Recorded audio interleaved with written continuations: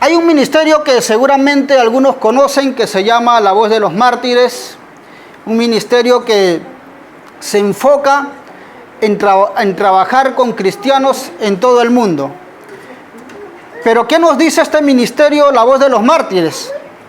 En México, los cristianos conversos son rechazados por su comunidad y a menudo se ven obligados a abandonar sus hogares y aldeas. En algunas zonas rurales y en ocasiones grandes grupos de cristianos dice que han sido expulsados de sus hogares. Los conversos y los testigos fieles de Jesucristo pierden su trabajo, sus herencias, sus tierras. Los que permanecen en sus comunidades muchas veces son marginados, en parte porque no participan en celebraciones paganas que incluyen borracheras y libertinajes, entre otras cosas más. También nos dice que la mayoría de la población mexicana se considera cristiana y que muchos creyentes viven en peligro de persecución, sobre todo porque las bandas criminales, cárteles de drogas y grupos indígenas en muchas partes del país amenazan cada vez a los creyentes.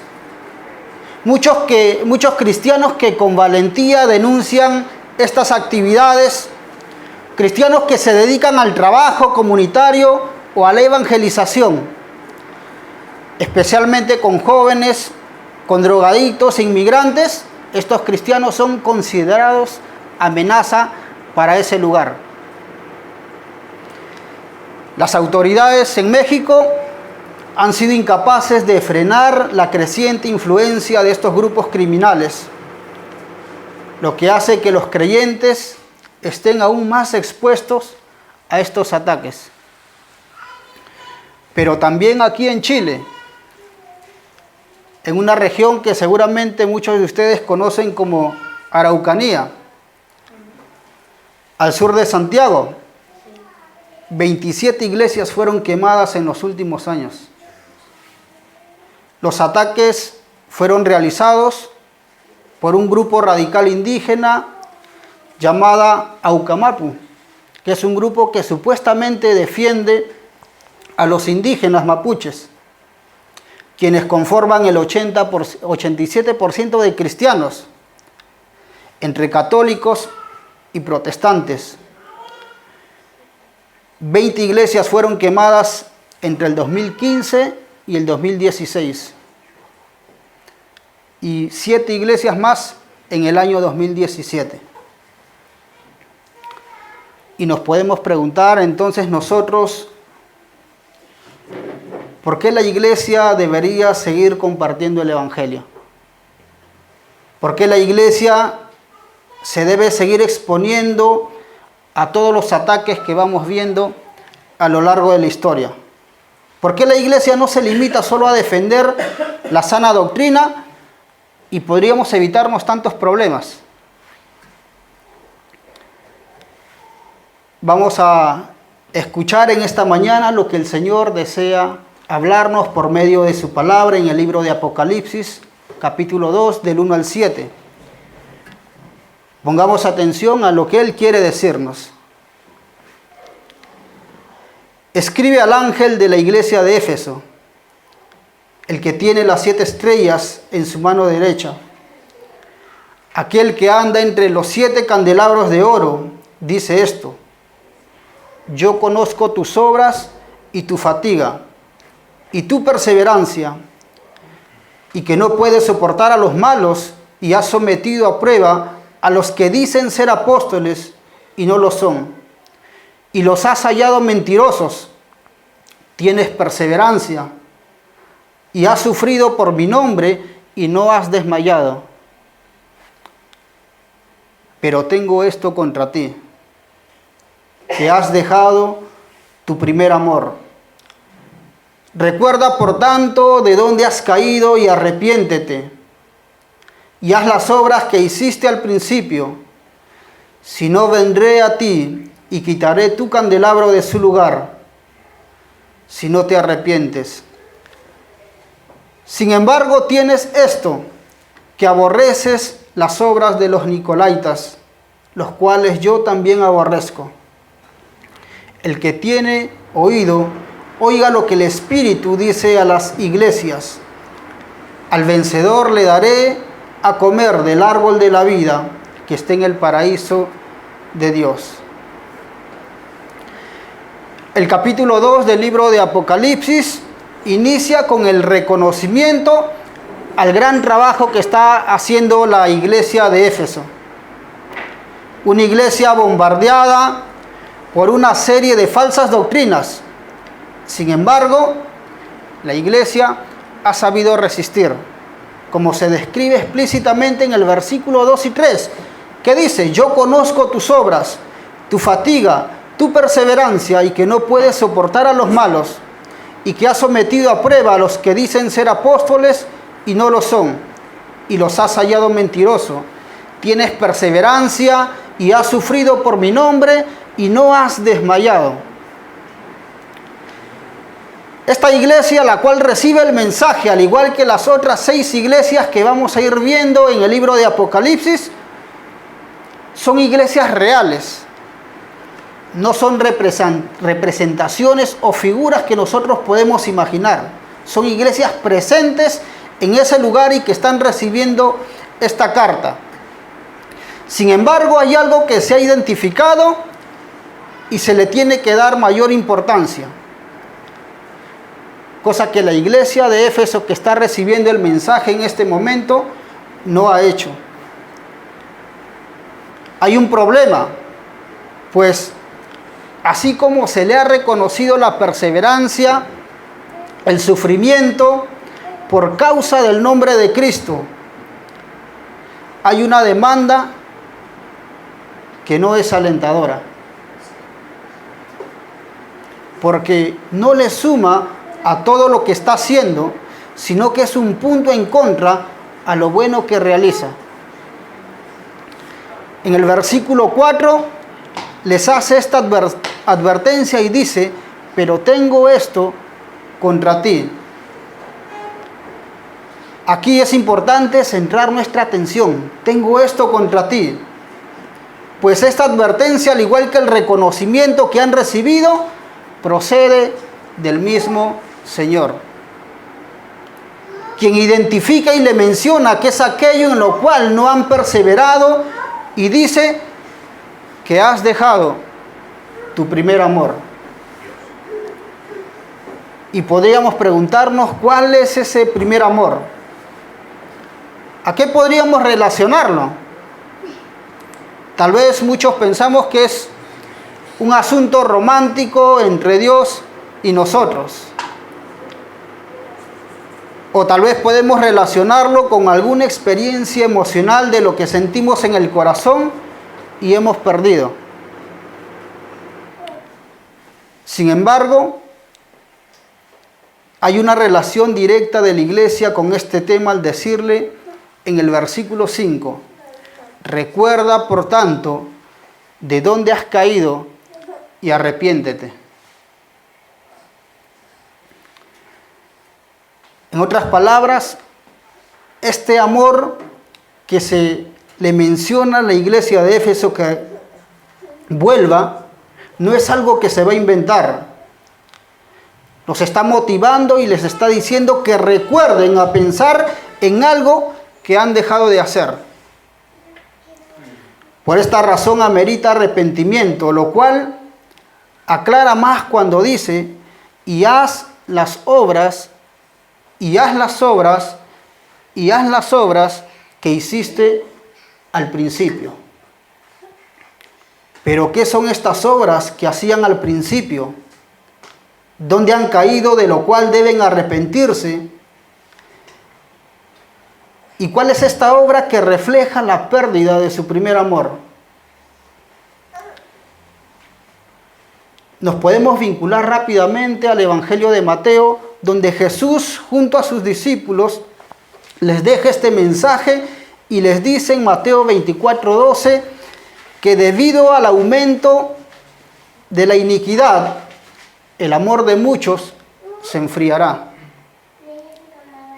Pero el que persevere hasta el fin será salvo.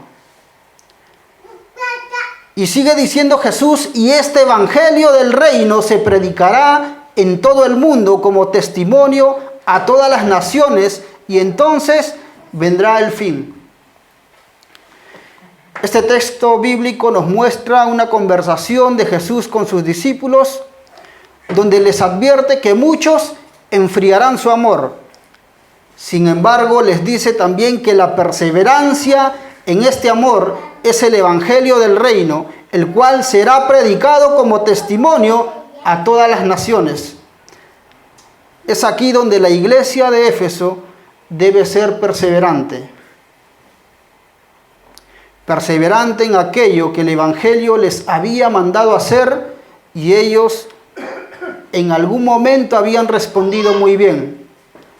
Sin embargo, en este punto donde recibe la carta, ya no queda nada de aquella iglesia de Éfeso dando testimonio y predicando el evangelio. Lo que alguna vez fue la iglesia de Éfeso predicando el evangelio y dando testimonio, en este punto donde recibe la carta de Apocalipsis, ya no queda ni rastros de esta iglesia. Hay una evidencia de cómo había respondido en algún momento la iglesia de Éfeso, pues había desempeñado muy bien su propósito misional, dando testimonio del evangelio del reino.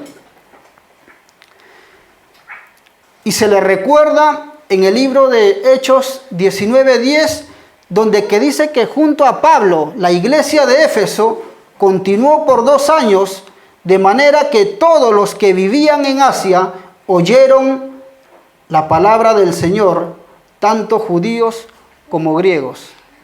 Todos los que vivieron en Asia oyeron la palabra del Señor. Ahora todo lo que habían hecho en el pasado quedó como un recuerdo de lo que fue una iglesia misional y predicadora del evangelio. La iglesia de Éfeso debía recordar la pérdida de su primer amor y volver a hacer lo que había hecho al principio. La pérdida del primer amor, al parecer, no tiene nada que ver con cuánto esfuerzo habían sido celosos defendiendo la sana doctrina. El énfasis está en proclamar y dar testimonio de Cristo.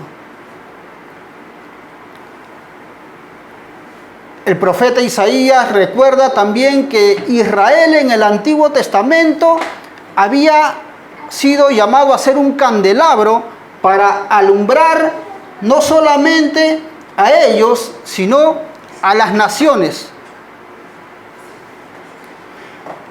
Y dice Isaías 42, para que los ojos de los ciegos se abran, para que saque de la cárcel a los presos y de la prisión a los que moran en tinieblas. Pero Israel, al abandonar su papel de ser luz para las naciones, su candelero fue quitado, y ahora la iglesia de Cristo representa el verdadero Israel, para que abra los ojos a los ciegos, para que saque de la cárcel a los presos y de la prisión a los que moran en tinieblas. Y Jesús dice también, ¿acaso una lámpara se trae para ponerlo debajo de una vasija o debajo de la cama?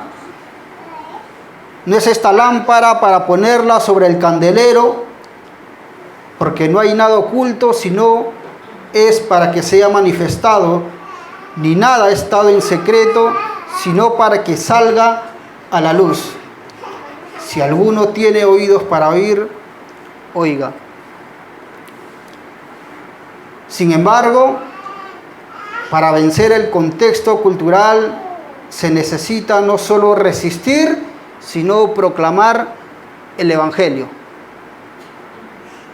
La iglesia de Éfeso no debe superar la persecución, la tribulación, sino superar aquello de donde ha caído, lo cual refleja la pérdida de su primer amor al no predicar y dar testimonio, perdiendo así su llamado misional.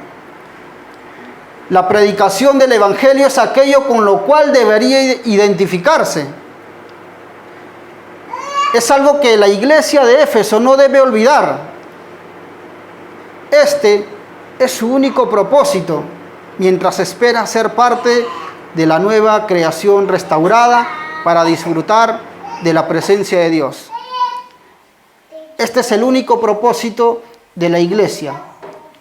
Ser una iglesia que da testimonio, que predique el Evangelio y que sale a las naciones.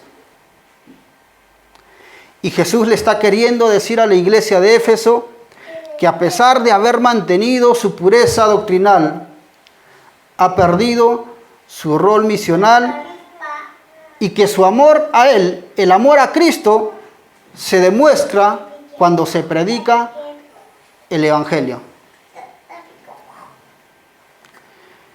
Y quizá muchas veces nosotros también nos hemos preguntado, quizá pensamos que mientras mantenemos nuestra comunión con Dios y seamos parte de una comunidad cristiana, es suficiente para ser discípulos de Cristo. Y pensamos también muchas veces, o quizá hemos dicho, ¿para qué voy a invitar a mis amigos? O como la ilustración de al principio, ¿de qué sirve compartir el Evangelio si ya hemos sido rechazados muchas veces por algunas amistades que no quieren venir a la iglesia? Incluso la cultura influye en nosotros para tener pensamientos individualistas, de que el amor de Cristo solo se trata de un sentimiento romántico que tiene que ver con nosotros y Dios, pero no con el resto. Pero el Espíritu Santo nos quiere decir en esta mañana que ha preservado este mensaje para recordarnos que volvamos a nuestro primer amor.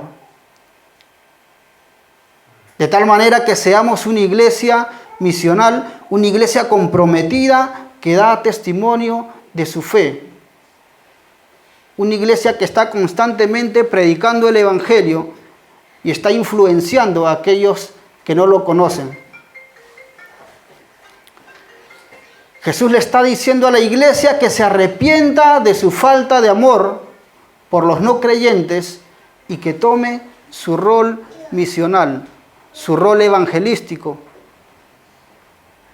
su rol de predicar el Evangelio. Y podríamos pensar de repente en muchos espacios donde nosotros nos desenvolvemos. ¿Cuál es tu lugar de misión? ¿Tu trabajo? ¿Tu empresa? ¿Tus vecinos? ¿Tus amigos de la universidad? ¿Amigos con los cuales vamos a tomar un café?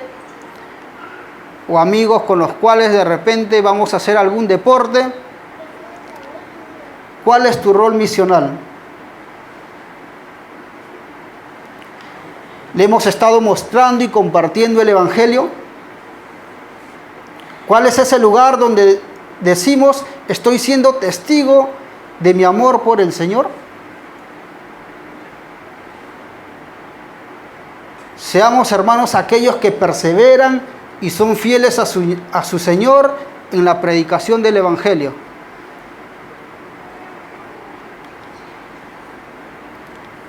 El Señor nos está hablando en esta mañana de cómo debemos responder a Él. Y Alan Gardiner, un anglicano que vino a traer el Evangelio a Sudamérica después de haber pasado muchas dificultades, nos menciona las siguientes palabras que quisiera compartir con ustedes. con toda sinceridad y como frente a Dios me he dispuesto a enfrentarme a la siguiente pregunta. E invito a aquellos en cuyas manos esta consigna haya caído a unirse a mi empeño. ¿Qué hemos hecho por Cristo en comparación con los devotos de la fama y riqueza?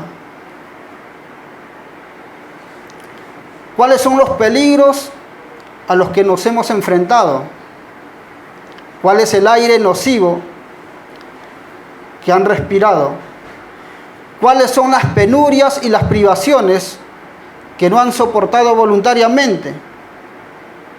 Porque entonces, ¿por qué entonces somos tan lentos para imitar su celo, tan reacios para enfrentar el riesgo de la adversidad en una causa mejor, tan prontos para cansarnos en el servicio de un mejor amo, tan dispuestos para rehuir ante la carga y el calor del día gastado en el esfuerzo misionero? ¿Acaso no sería justo deducir que nuestro amor por el Señor se ha enfriado? ¿Que buscamos nuestras propias cosas antes que las cosas de Jesucristo? ¿Que buscamos siempre a lo que nosotros queremos ir, pero a no donde Cristo quiere ir? Hermanos, que no se diga que el mundo es más consciente con sus principios que el cristiano.